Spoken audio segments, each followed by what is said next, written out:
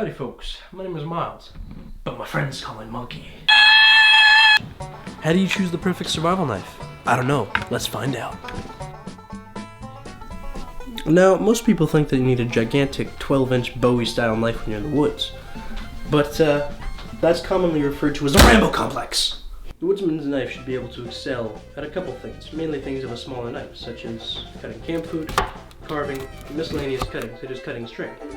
But it should be thick enough and big enough to handle the tasks of, because I can talk sometimes, occasionally if I really feel like it, but other times it's more like, maybe I'll talk more.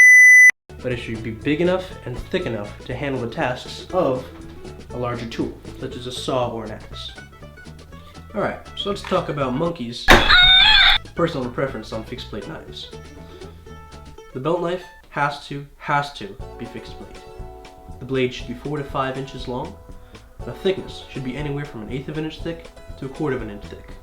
As far as grinds go, Scandi to full flat, anything works.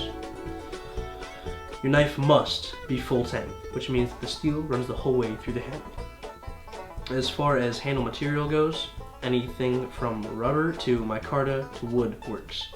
However, one thing to remember when getting a belt knife is that it must be ergonomic. An uncomfortable handle will mean sore work for you at camp. Now, the knife sheath that I prefer is a material called Kydex. Now, for all intents and purposes, Kydex is just molded plastic.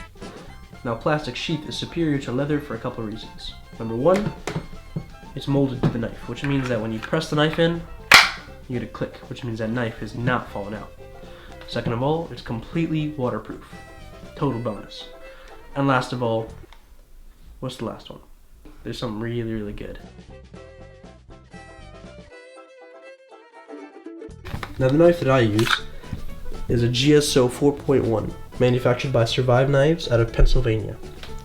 The knife is a 4 1/4 inch long blade with a saber grind at a 20-degree angle as far as the secondary bevel goes. It's 5/32 of an inch thick, which is right between 3/16 and 1/8 of an inch thick.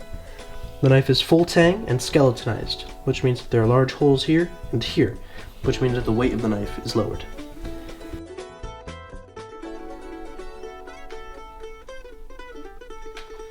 Well folks, this has been the Survival Monkey with a knife buying tutorial for you, and I hope this tutorial has helped you in your purchasing endeavors to buy the perfect woodsman's belt knife.